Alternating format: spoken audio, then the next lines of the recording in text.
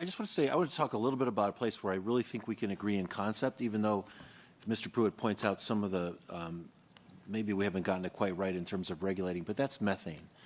A lot of my colleagues have pointed out that the shale revolution has dramatically reduced the production of carbon dioxide over other sources of energy, and that's absolutely true. The problem is that fugitive methane takes away a lot of the climate benefit from that, and I think that's an opportunity for us to work together to close this gap. Whether it's even Dr. Zaveda said 50 years. I mean, it's going to be some long time that oil and gas is going to be around. Let's just make it clean while we're doing it. And I think there's a real opportunity there. In fact, when I went to Qatar to thank them for helping us with refugees from Afghanistan, everyone asked about refugees. I asked the Emir about methane. I said, what are we doing about methane?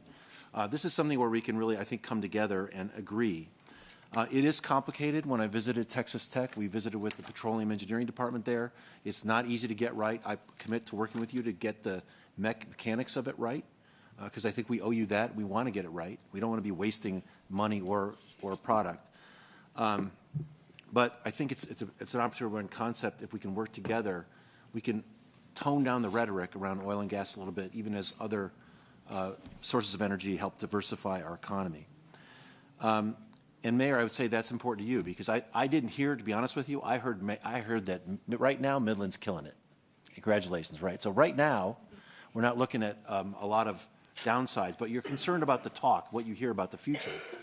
And I think one way to bridge the gap, and I say this to Midland, is help on methane. Let's all come together and fix that problem.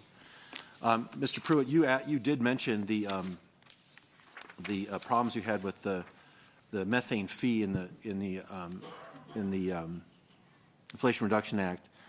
But there is money that's going to come out to help producers comply. And can you talk to me about how we can work together to make sure that money gets to the Texans and Oklahomans and Pennsylvanians who are doing this work to really deal with this methane issue that I just identified? Yes, Congressman Peters, our 6,000 members distrust the EPA because they've had a target on our back. If the monies were instead managed and permitted by the DOE, I think it would be a very different picture.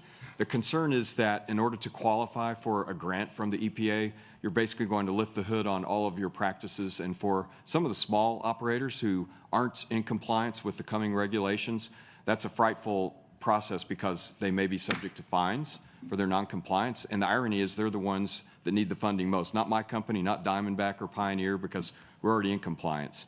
So if there's a way to move the funding, it's kind of like the EPA has never taxed anything before. That's in the Treasury Department. That's unnerving. And the same thing about applying for grants. DOE has the technical experts, the scientists, the engineers. EPA, it's a different concern, and I just don't think members will sign up for those grants. I think it's a very constructive comment. I think we've also assigned the EPA other grant making that maybe doesn't square peg and round hole, and I'll take that back and consider it.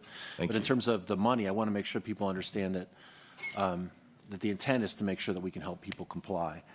By the way, your representative, Mr. Pfluger, Mr. Curtis, have also explained to me that when I hear that the industry's interested in methane compliance, it often comes from the big players, and it's the independents who are low to the ground and living month to month that need the help. So that's the intent of us, and that we're trying to achieve, and we'll keep at that. And you can't send me a Democrat. I guess Pfluger's all right. I'm sorry, I want to ask the mayor, the region's been effective at both producing large amounts of oil and natural gas and welcoming new technologies like solar and wind. How would you like policymakers to better communicate on energy policy so that we embrace this all of the above thing without pitting one against the other? What would you like to hear out of D.C.? What would sound good to Midland on that score? I think that the perception here and perhaps the reality is that we've picked winners and losers in certain cases because we've given, we've given benefits to solar and wind that we've not afforded to oil and gas. And so we're faced with restrictions, we're faced with regulatory headwinds and with permitting issues that are making things harder for us to move forward. And so I think that pulling back on some of those headwinds that we face would go a long way. Most of the folks in oil and gas don't really have a bone to pick with solar and wind development, as long as it's an level playing field. You're going to hear 10 more seconds from a Democrat in this whole hearing, so let me just say this. I believe in subsidizing and researching from the federal government as things get started. I think your comment is legitimate as those industries mature. I think right now my concentrating on investing in things that are new, like carbon capture and direct air capture and things that need help. I will take that comment as well as constructive. And again, thank you all for having us in Midland. I love visiting here. I still have to explain what chicken fried steak is, but I enjoy it when I get it. So I yield back. That's good. Where are we getting chicken fried steak? Because I'm in. Okay. Yeah, you just drive north into the Panhandle. You'll see all the windmills you want. They were a lot of them subsidized by the federal government, at least initially.